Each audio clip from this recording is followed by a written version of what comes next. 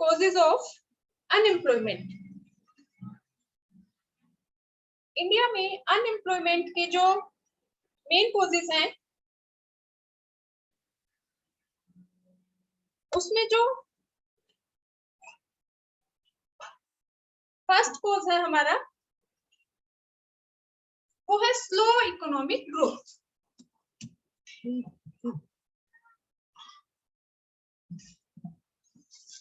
Slow economic growth means हमारी जो India है इसकी जो जीडीपी ग्रोथ रेट है वो हमारी पॉपुलेशन के साइज के हिसाब से बहुत ज्यादा कम है। हमारी जीडीपी इंक्रीज तो हो रही है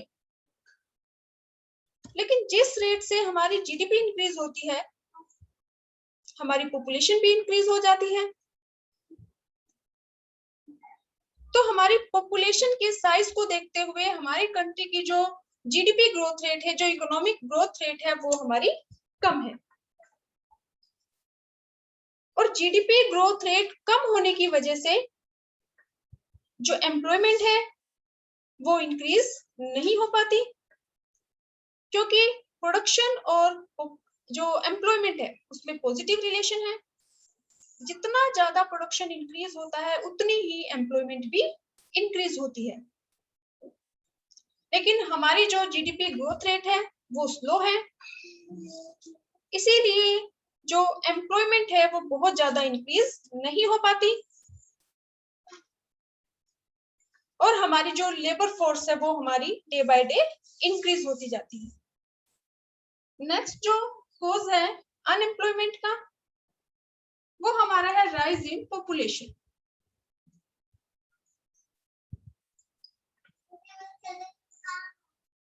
एक तो हमारी पॉपुलेशन का साइज पहले ही लार्ज है।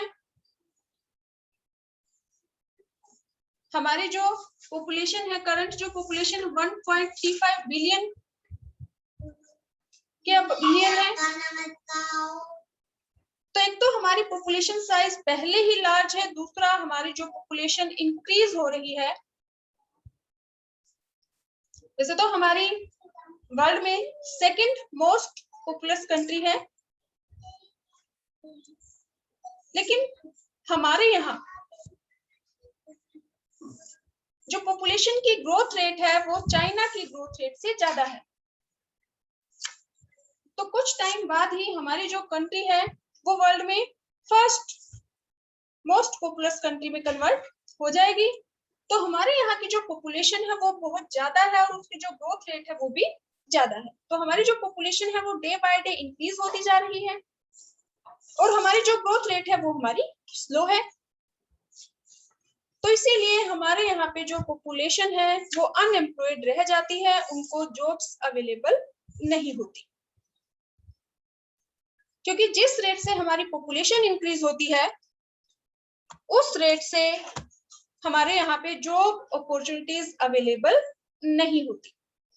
तो ये मेन रीजन है हमारी कंट्री में अनएम्प्लॉयमेंट का। नेक्स्ट जो कॉज है हमारे यहाँ पे अनएम्प्लॉयमेंट का वो हमारा है एग्रीकल्चर सेक्टर।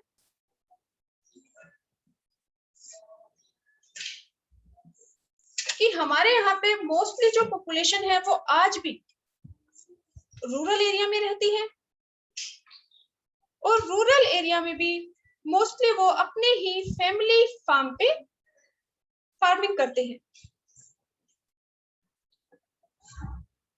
और जो हमारा एग्रीकल्चर सेक्टर है उसमें डिस्गाइज्ड अनएम्प्लॉयमेंट है क्योंकि जो रूरल एरिया है उसमें ज्वाइंट फैमिली सिस्टम हमें देखने को मिलता है और ज्वाइंट फैमिली सिस्टम में जो पूरा परिवार है वो डिपेंड करता है ज्वाइंट इनकम पे।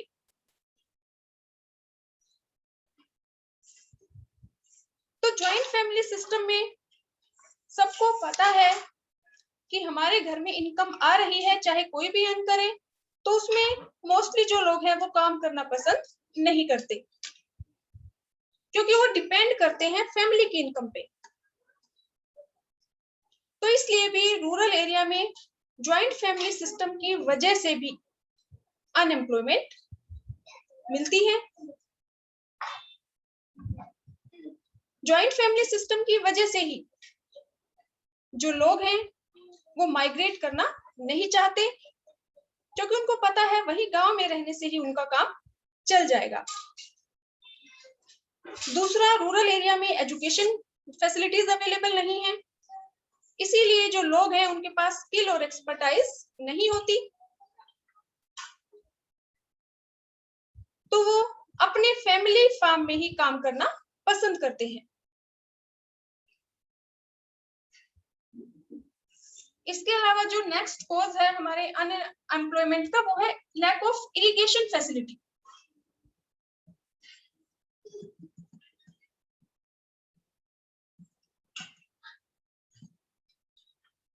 आजादी के इतने साल बाद भी हमारे यहाँ की जितनी भी टोटल कल्टीवेबल लैंड होल्डिंग है वहां पे इरिगेशन फैसिलिटी अवेलेबल नहीं है, और इरिगेशन फैसिलिटी अवेलेबल ना होने की वजह से जो किसान हैं वो डिपेंड करते हैं मॉनसून पे, और वो मल्टी क्रॉपिंग नहीं कर पाते। इरिगेशन फैसिलिटी की कमी की वजह से वो डिपेंड करते हैं मोनोक्रॉपिंग पे, यानी कि साल में सिर्फ एक ही फसल का प्रोडक्शन करते हैं, और इसीलिए साल में 4 से 5 महीने या 5 से 7 महीने डिपेंड करता है वो किस फसल का प्रोडक्शन कर रहे हैं। तो साल के कुछ महीने तो उनके पास काम होता है, और बाकी के जो महीने हैं उनके पास कोई काम नहीं होता और वो अनएम्प्लॉयड रहते हैं। नेक्स्ट जो कॉज है अनएम्प्लॉयमेंट का, वो है destroy of handicraft by Britishers. जो ब्रिटिशर्स थे उन्होंने हमारे हैंडीक्राफ्ट को डिस्ट्रॉय कर दिया। हमारा जो हैंडीक्राफ्ट था पहले वो वर्ल्ड फेमस था, और हम अपने जो हैंडीक्राफ्ट था उसका एक्सपोर्ट करते थे, लेकिन जो ब्रिटिशर्स थे उन्होंने आते ही हैंडीक्राफ्ट के एक्सपोर्ट पे हैवी ड्यूटी लगा दी, जिससे हमारा जो हैंडीक्राफ्ट का जो भी प्रोडक्ट था वो महंगा हो गया और विदेशों में उसकी डिमांड कम हो गई।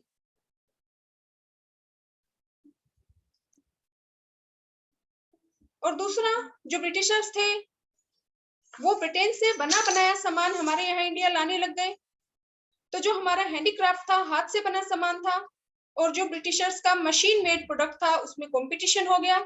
तो जो मशीन मेड जो प्रोडक्ट होता है वो लेस कॉस्टली होता है और क्वालिटी वाइज भी अच्छा होता है। तो ब्रिटिशर्स ने जानबूझ के हमारे हैंडीक्राफ्ट को डिस्ट्रॉय कर दिया, और आफ्टर इंडिपेंडेंस हमारे यहाँ पे लार्ज स्केल इंडस्ट्रीज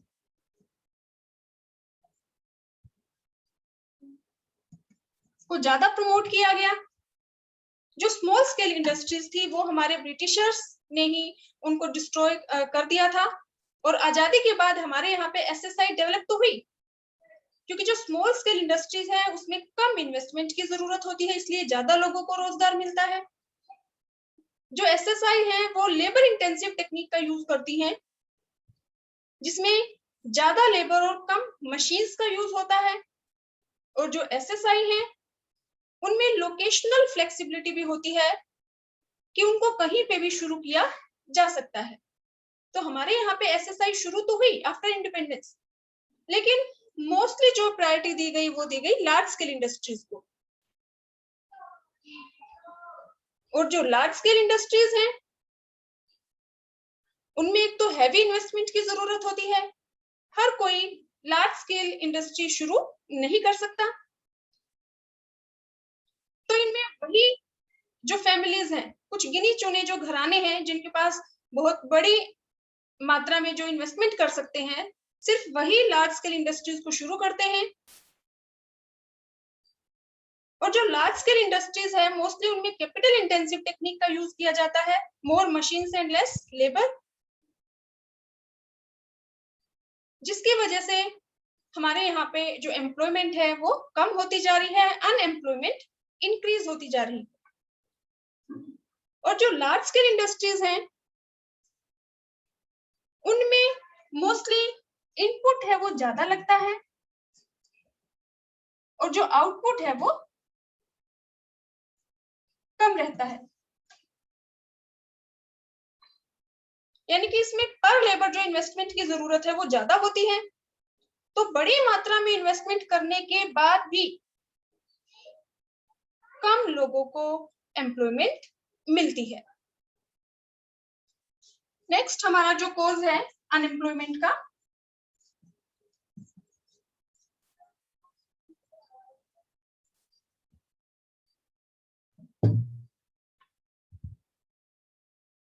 वो हमारा है लो सेविंग्स एंड इन्वेस्टमेंट।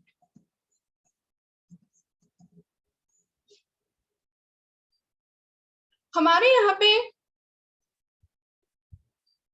एक तो कैपिटल की पहले ही कमी है, कैपिटल डेफिशिएंट है, यानी हमारी पॉपुलेशन के लिए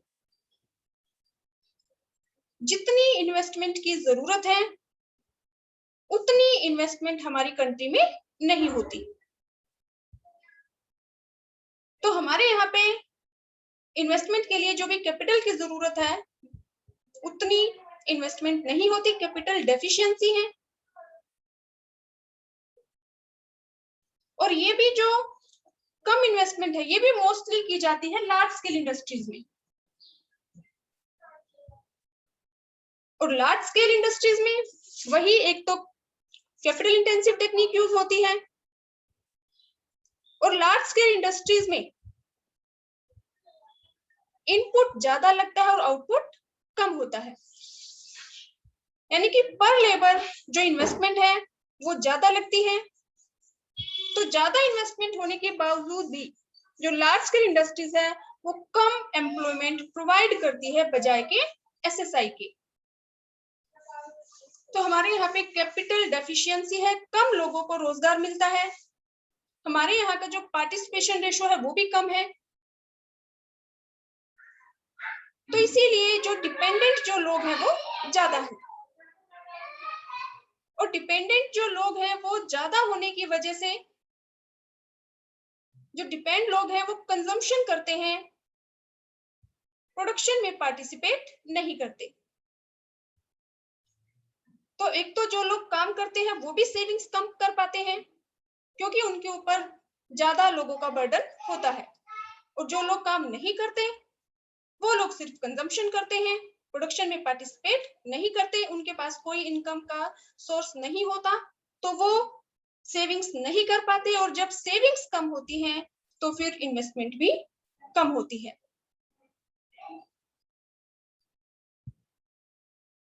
नेक्स्ट जो कॉज है वो है लिमिटेड मोबिलिटी।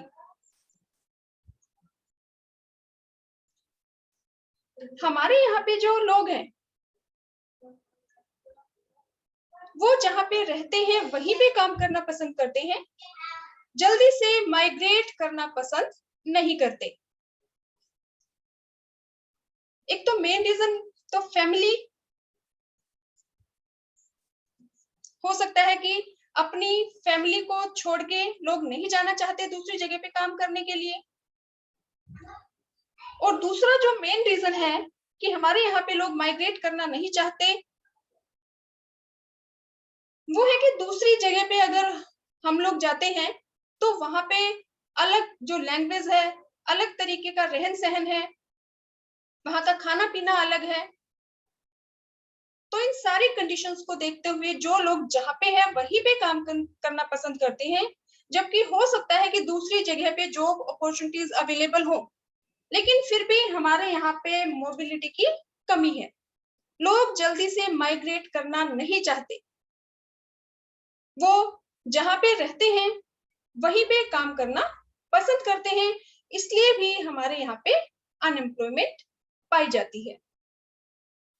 नेक्स्ट हमारा जो टॉपिक है वो है consequences of unemployment.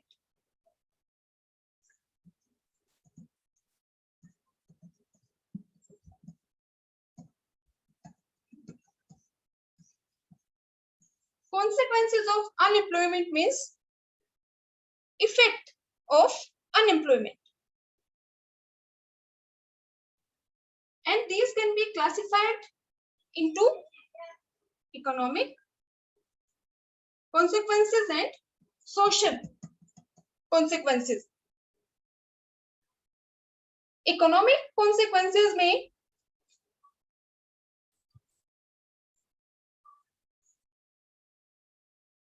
First point जो हमारा है वो है non utilization of man power.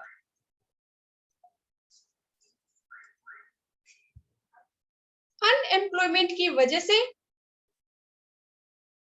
लोग काम तो करना चाहते हैं, एबल भी हैं, लेकिन उनको काम नहीं मिलता।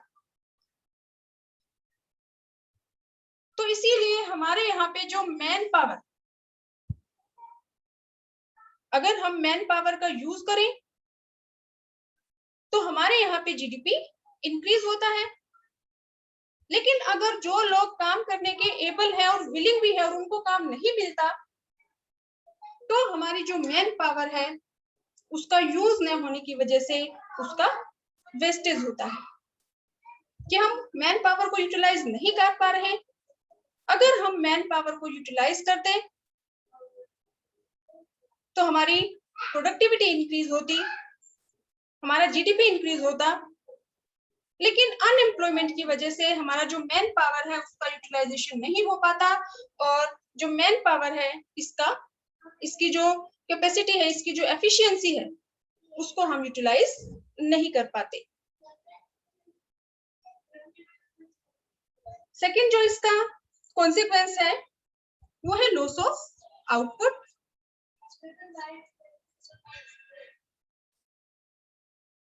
कि अगर हम मैन पावर का यूज नहीं कर पा रहे, अगर हम उस मैन पावर का यूज कर पाते, उनको एम्प्लॉयमेंट प्रोवाइड करा देते, तो हमारी इकोनॉमी में प्रोडक्टिविटी इंक्रीज होती, प्रोडक्टिविटी इंक्रीज होती तो हमारा आउटपुट इंक्रीज होता।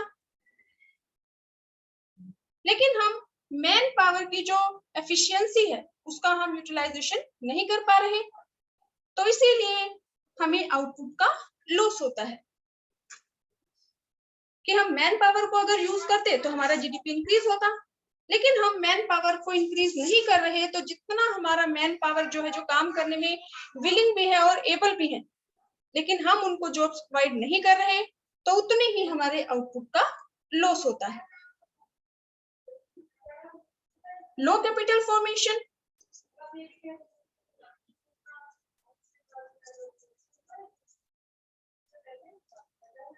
अब क्योंकि जो लोग अनएम्प्लॉयड हैं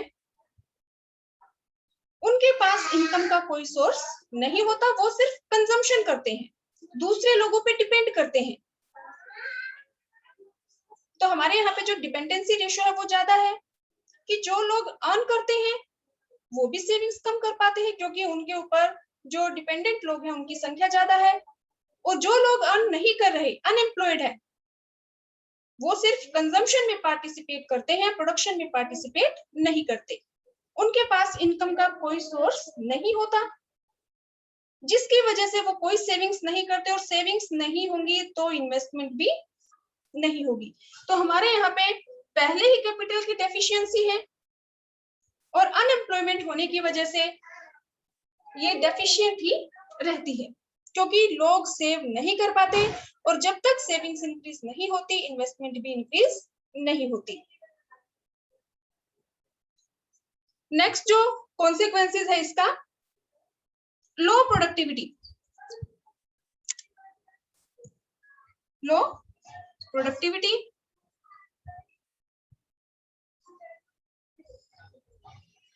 लो प्रोडक्टिविटी हम एक्सप्लेन कर सकते हैं डिसगाइज्ड अनएम्प्लॉयमेंट के थ्रू। कि हमारे यहाँ पे जो रूरल एरिया है उसमें मोस्टली डिस्गाइज्ड अनएम्प्लॉयमेंट देखने को मिलती है, क्योंकि मोस्टली रूरल एरिया में हमें देखने को मिलता है कि ज्वाइंट फैमिलीज होती हैं और ज्वाइंट फैमिलीज में सभी के सभी डिपेंड करते हैं ज्वाइंट इनकम पे। फॉर एग्जांपल अगर फैमिली में 10 मेंबर हैं और कोई भी एक या दो मेंबर अगर अर्न कर रहा है तो सभी लोग उस एक या दो पर्सन की इनकम पे डिपेंड करते हैं। तो जो लोग हैं बाकी के बचे हुए 8 लोग, वो रूरल एरिया में अपनी ही फैमिली फार्म में जाते हैं, काम करते हुए दिखाई देते हैं, लेकिन एक्चुअल में उनके पास काम नहीं होता और वो डिस्गाइज्डली अनएम्प्लॉयड है। अगर वही लोग माइग्रेट करें तो जहां पे भी जॉब अपॉर्चुनिटीज अवेलेबल है वहां पे जाके काम करें तो हमारे यहाँ पे जो प्रोडक्टिविटी है वो कम नहीं होगी। तो हमारे यहाँ पे रूरल एरिया में लोग ज्यादा रह रहे हैं और प्रोडक्टिविटी कम है। इट मीन्स कि जो स्मॉल एरिया है उस पे बहुत ज्यादा लोग लगे हुए हैं और बहुत ज्यादा लोग लगे होने की वजह से पर पर्सन जो आउटपुट है वो बहुत ज्यादा कम हमें दिखाई देता है। नेक्स्ट जो कॉन्सिक्वेंसेस है वो हमारे हैं social consequences. Social consequences of unemployment. इसमें फर्स्ट हमारा है लो क्वालिटी ऑफ लाइफ।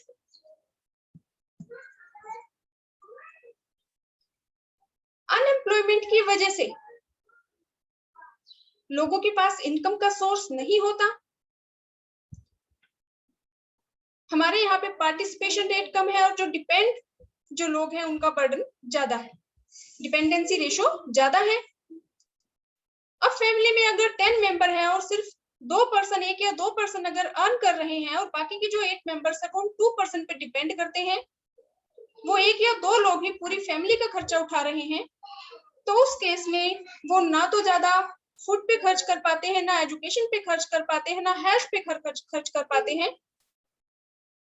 तो अनएम्प्लॉयमेंट का जो सोशल कॉज है मेन वो है लो क्वालिटी ऑफ लाइफ। कि जो लोग हैं वो अनएम्प्लॉयमेंट की वजह से अपने खाने पे, एजुकेशन पे, हेल्थ पे खर्च नहीं कर पाते, उनकी जो क्वालिटी ऑफ लाइफ है वो लो रहती है। दूसरा, इससे इनइक्वालिटी इंक्रीज होती है,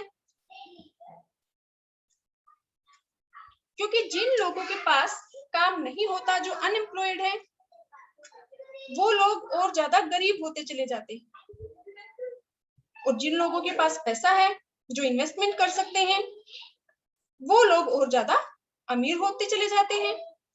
तो अनएम्प्लॉयमेंट की वजह से हमारे यहाँ पे इनइक्वालिटी इंक्रीज होती है।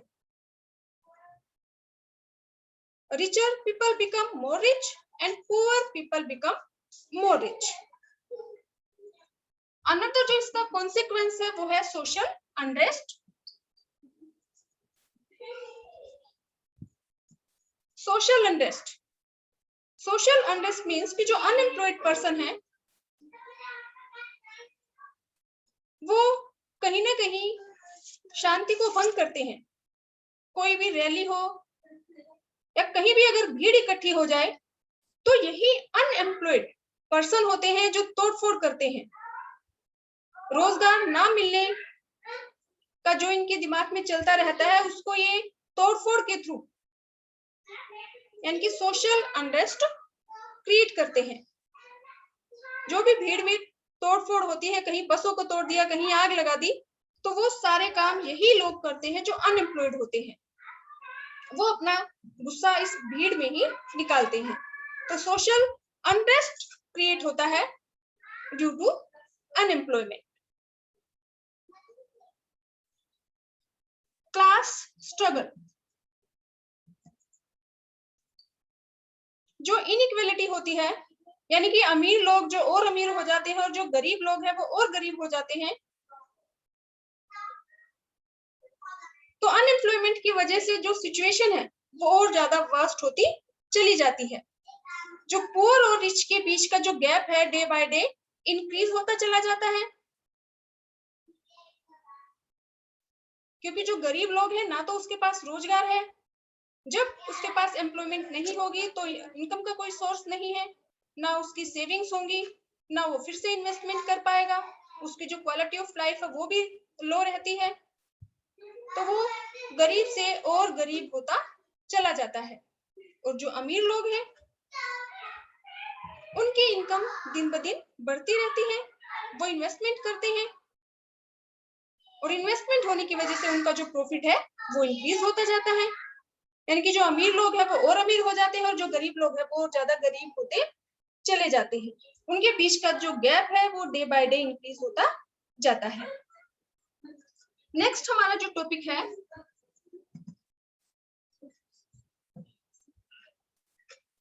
वो है government and job creation. Government and job creation,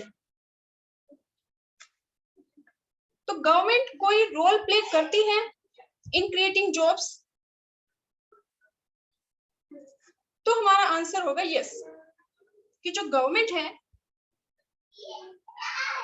वो अपने गवर्नमेंट बजट के थ्रू जॉब अपॉर्चुनिटीज प्रोवाइड करती है।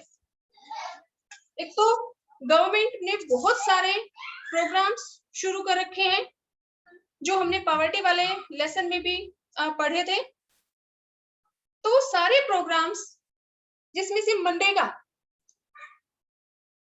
महात्मा Gandhi national rural employment act 2005, जिसके अकॉर्डिंग रूरल एरिया में जो अनस्किल्ड वर्कर हैं, not skilled worker, unskilled workers को गवर्नमेंट एम्प्लॉयमेंट प्रोवाइड करती है मिनिमम 100 डेज की। ऐसे ही बहुत सारे जो प्रोग्राम्स है जो हमने पॉवर्टी वाले लेसन में स्टडी किए थे, तो वो भी प्रोग्राम्स गवर्नमेंट ने शुरू किए हैं to provide employment to poor people.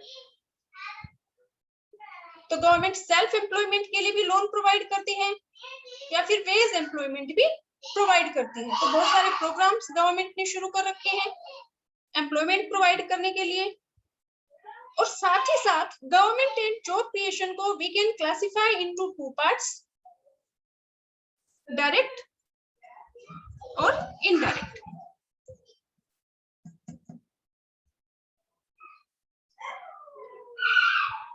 Direct जो एफर्ट्स है गवर्नमेंट के इन जॉब क्रिएशन, तो एक तो गवर्नमेंट जो भी एडमिनिस्ट्रेटिव जो भी सर्विसेज है आपकी, जो अच्छी सारी पोस्ट है, गवर्नमेंट जो वैकेंसीज है वो गवर्नमेंट प्रोवाइड करती है, लोगों को जॉब अपॉर्चुनिटीज प्रोवाइड करती है। और दूसरा गवर्नमेंट अपनी जो बिजनेस ऑर्गेनाइजेशन के थ्रू, जो पब्लिक सेक्टर की जो अंडरटेकिंग्स है उनके थ्रू भी जॉब्स प्रोवाइड करती है। तो direct efforts of government in job creation में हम एक्सप्लेन करेंगे। फर्स्ट, जो एडमिनिस्ट्रेटिव जितनी भी सर्विसेज हैं वो डायरेक्ट एफर्ट्स है गवर्नमेंट की इन जॉब क्रिएशन। और सेकंड, जो भी बिजनेस ऑर्गेनाइजेशन है पब्लिक सेक्टर अंडरटेकिंग्स की, उनके थ्रू भी गवर्नमेंट जॉब प्रोवाइड करती है। और इनडायरेक्ट जो एफर्ट्स है गवर्नमेंट के, अब जब गवर्नमेंट की अपनी जो उसकी पब्लिक सेक्टर की जो अंडरटेकिंग्स हैं, जब वो इनके थ्रू जॉब्स प्रोवाइड कराए तो वो क्या है, डायरेक्ट एफर्ट्स।